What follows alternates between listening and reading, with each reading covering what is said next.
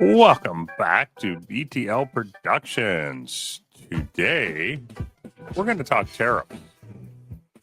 I'm definitely not a political channel, but when it has something to do with the automotive industry, and it's going to affect it potentially in some very big ways, I'm going to address it.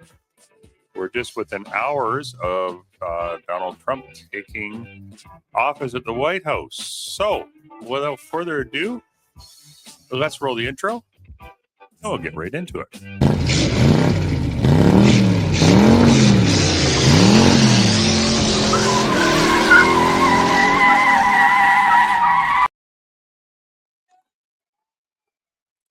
Welcome back, guys. So, today we're going to be talking about tariffs. There's something that has the potential to have a lot of effects on the automotive industry, particularly in Canada, but also in the States by extension as well. So, what's going on? Well, Donald Trump has made it very clear that he intends to impose tariffs on goods coming into the United States. This includes China, Europe, Canada, and Mexico. Now, this depending on how far he takes this, nobody really knows at this point how far he's going to take it. So, but if he does, he's rather unpredictable.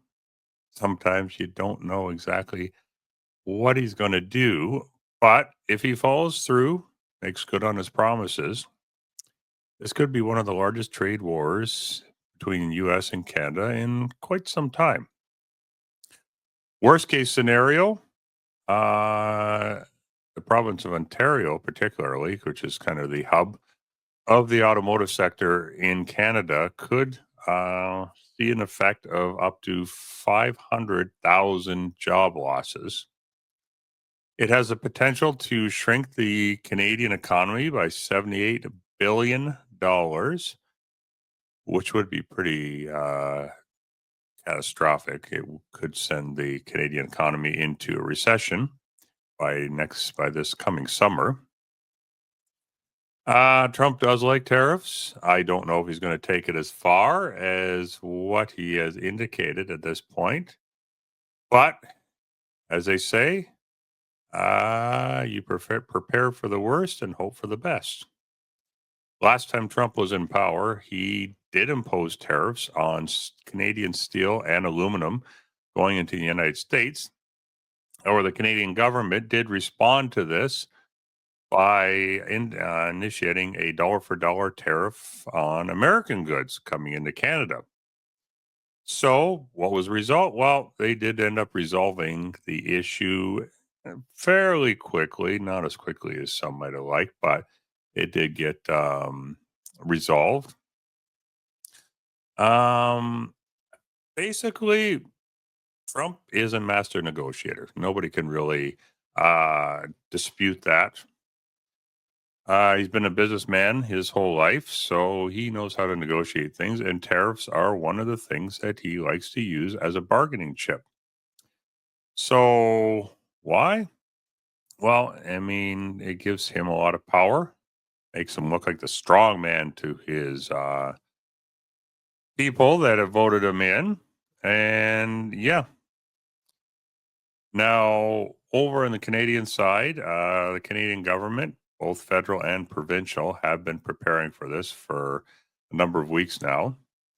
Now, one thing that Canada does have on its side over the Americans is that Canadians tend to have a better way about working together. Even if provincial leaders, you saw them all sitting at a table, they're all from different backgrounds, everything from conservative to liberal to NDP. For those in the States, uh, the conservatives are the equivalent of the Republicans, the liberals are the equivalent of the Democrats, and the NDP is kind of a socialist, more far left leaning party than what the liberals and Democrats would be. So, gives you a quick idea there. But For the most part, they were all working together. They're all working together towards a common goal. The only one that was absent from this meeting was Danielle Smith. She is the premier of the province of Alberta, where a good chunk of oil, majority of the oil in Canada comes from. She's not on board with a lot of this stuff, which I find kind of odd because there are other provinces that do produce oil in Canada, and they were on board. They were working together. So she tends to like to do her own thing there, doing what she thinks is best for the people that elected her, and doing the best that she thinks that she can to represent them. So, anyhow, what could Canada do? Okay, so Canada could institute its own tariffs. And if it comes right down to it, they probably will to American goods coming into Canada. They could even do export tariffs, so the opposite. And if it really got to the extreme, they could cut off all goods going into the United States. So, yeah, there's a lot of jobs at stake here. So, hopefully, it doesn't get to that point. I truly don't think it's going to. I think that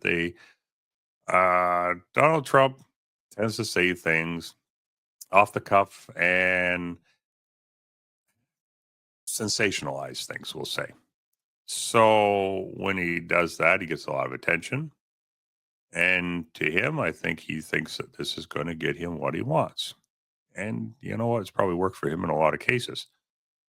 So let's specifically look at the Canadian auto and steel industry. We have vehicles that are produced in Canada. Some of these vehicles and or parts cross the border from Canada to the US back and forth up to 6 times before the car or truck is actually assembled. Now, this is the part I find it's a little bit contradictory because I don't think Trump always does his homework on some of this stuff. Many U.S. factories, they rely on Canadian parts from Canadian factories. And yes, they can retool these factories to produce these same parts in the United States. There is a lot of overlap between the two. However, this takes time. You're not going to do this overnight. So, in the meantime, you're going to hurt a lot of American people and their jobs.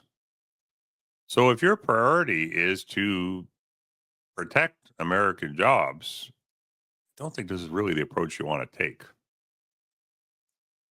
I mean, this could affect U.S. car manufacturers to the point where they'd have to shut factories down because they just don't have the parts to produce the vehicles. Is that what you really want to do? I don't know. Some of Trump's tactics, in my opinion, are a little bit questionable and really incongruent to what he actually says are his priorities. Another example of this, I did a video on this recently, and it's in the US government meddling in private companies, particularly with Stellantis. Stellantis is making a turnaround effort. I think they're making some good choices, and I think you give them time, they're going to turn it around. Now, they want to bring it back into American hands. And while I appreciate that, I can see why they want to do that. You really want the government meddling in private business because every time the government does something like this, they screw it up. They don't understand the inner workings of business. So I'm going to say you should just let them be, let them do their thing. If something really bad happens, okay, you can step in and assist. But I don't think you should take over the running of the company. What kind of bargaining chips does Canada have? Well, some of the things that they have are basically energy and raw materials. Electricity is one. I mean, Donald Trump says, we don't need Canadian electricity. We can do it on our own. Okay. Well, I hope you'll like walking up your stairs to your office at the Trump Tower by candlelight because your elevators aren't going to work, and nor your lights, because a good chunk of New York State is powered by Canadian electricity. Anybody in Canada that might remember this to show how interconnected this is. If you remember, I think it was around 2003, I believe it was, when we had the blackout that encompassed large swaths of Ontario, New York State, and some of the states even down the eastern seaboard were affected by this. So this gives you an example of how interconnected we really are. Canada also has class 1 nickel and cobalt, as well as titanium. These are all fundamental materials for the aerospace industry. You want to have to go get them from somewhere else? Or would you rather get these things from a democratic trading partner? Like, you want to cut that off? Well, then you're going to have to go to other countries like Russia, Iran, Venezuela. You really want to support these kind of countries and the kind of ideals they have, and the ones that will stab you in the back when you're looking the other way? I don't know about you, but I don't think that's a very good plan. Another example is we have a particular type of crude oil in Canada, in Alberta, and there's not a lot of countries in the world that have this. Venezuela is one of them. United States does not produce this. I'm sorry, I can't remember what the actual name of this crude oil is. But anyhow, we basically you're limited on where you can get this from. So yeah, his two ultimate goals, I think, from what I can gather from everything I've seen, is he wants Canada to help him in securing the borders. I don't think it's a bad thing. I don't think that's a bad thing for Americans or for Canadians. I mean, there's fentanyl coming in from other countries, and it's affecting both Canadians and Americans. And I think securing the border there is a really important thing. I think in the last 4 years or so, it's been really let to go lax. So I can see this as an important thing. Keeping the illegal drugs out, very good idea. I think the other thing is he just wants to look like the strong man. He wants to get people's attention, get people on his side at any cost. Do I think this trade war is going to explode into a worst case scenario? No. I think, will there be a trade war? Absolutely. I think there will be. He's going to make good on that promise, and he's going to strong arm any country that he wants something from. I think in time this will sort itself out, and I don't think it's going to be anywhere near as catastrophic as what some people are saying is going to be. I'm hoping that's right. I think it is. So, what do you guys think? Comment section below. Let me know. I'm curious. So maybe we can start a discussion on this. I mean, there's many, many different ways you can look at this, but I wanted to bring it to you guys today because I think this is a very current issue, not just for the automotive sector, but for both economies as a whole.